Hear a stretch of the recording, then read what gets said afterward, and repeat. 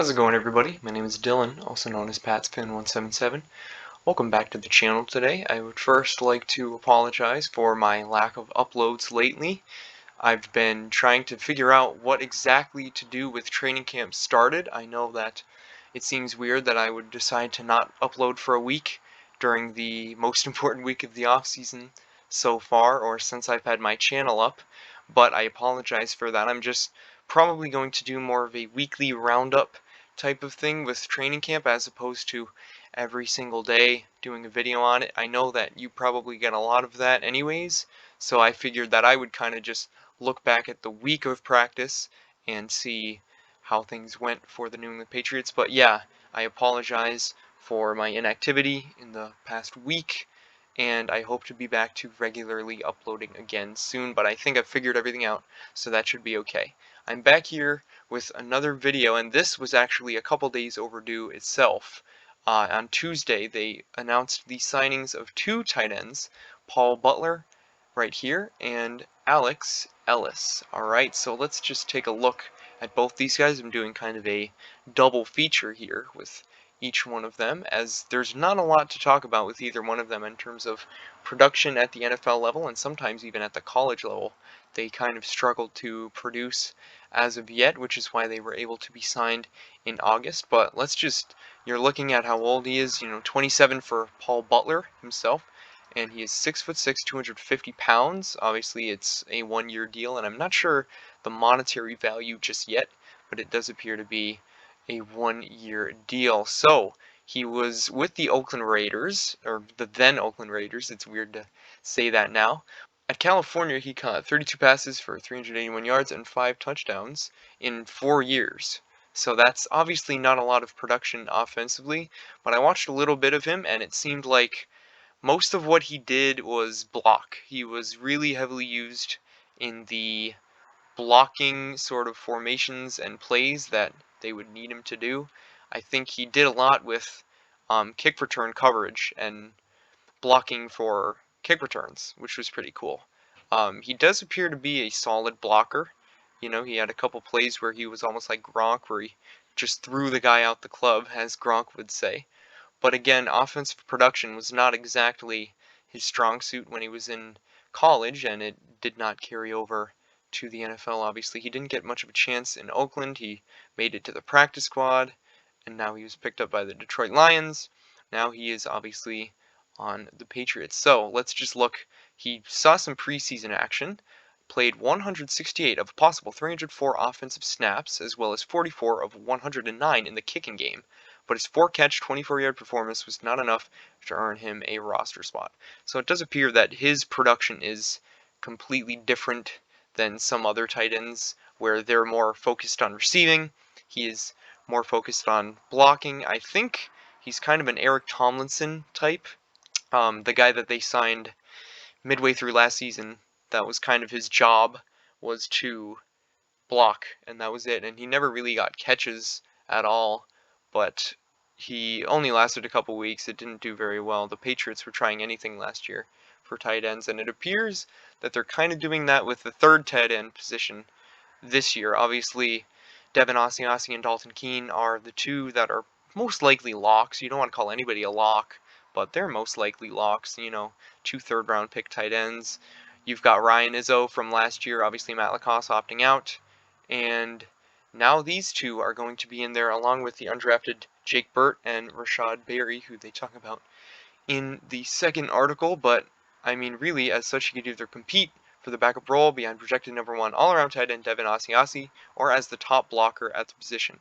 I'm not sure about those other two being better blockers than him. He appears to be just kind of, that's what his game is predicated on, and that's where he finds his own value. And some guys are like that. That's fine. I'm not sure if that'll be enough to crack this roster, if they can get a third guy that is, maybe more all-around of a player. They say, yes, Ryan Izzo and Alex Ellis, who we'll talk about in a second, and Jake Burt and Rashad Berry as undrafted free agents, also shoring up that position. So no Delaney Walker. We talked about him in a previous video, but he apparently is not coming to New England anytime soon. I'm not sure what happened there. I thought that he would be a good option for a veteran presence. I keep mentioning Alge Crumpler, but that's what he was for Gronkowski and Hernandez in 2010. And they don't really have that this year. As of right now, it looked like it was going to be Matt Lacoste, and then he opted out, and they have yet to really address that as much as I think they should have. But we'll see how it goes, and Bill we trust. So there's Paul Butler. Now let's look at Alex Ellis, who's bounced around a lot more than Paul Butler, but I've watched less of him. I haven't really seen a lot of him. So it says here that this is the Delmar Grad's 6th NFL squad. He's coming off one of his best seasons as a pro, sending the 2019 season with the Philadelphia Eagles. He saw action in 3 games and was used primarily for blocking. Ellis recorded 3 catches and a touchdown during the preseason, and I did see that. So again, another guy whose main focus is blocking. They seem to be bringing in some of these blocking specialist types. You know, Dalton Keene and Devin Asiasi appear to be kind of two-way guys. I know Asiasi was known as like the top guy right now, at least on the depth chart. He's obviously the first one they selected, and the second tight end selected overall, behind Cole Kmet in the draft. So obviously they see a lot in him, and they want him to be an all-around tight end. Dalton Keene is sort of the H-back kind of flex guy. He can line up in the backfield. He can do a lot of different stuff. He'll be interesting to see how they use him. But as of right now, we're looking at Alex Ellis. He was then picked up by the Jacksonville Jaguars, for whom he logged 3 receptions for 11 yards in 6 games. He was waived the following season and then signed to the New Orleans Saints practice squad. So he has bounced around a lot. It's definitely not a guy that has stuck anywhere. Ellis didn't see game action again until 2018 as a member of the Kansas City Chiefs, following a solid preseason in which the tight end caught 10 passes for 93 yards. Ellis earned a spot on the active roster and suited up for 2 games. He was placed on injured reserve nearly a month after the start of the regular season. So that's definitely unfortunate if you're gonna, have that opportunity and then you get injured. That's not a good thing. But there's not too much to say about these two other than the fact that they are solid blockers. They should be okay at that, and they might face an uphill battle to make this roster. It does appear to be increasingly likely that Ryan Izzo could actually make this roster as a guy who has spent 1 or 2 years with the New England Patriots, and he's obviously going into his, I think, 2nd year with New England.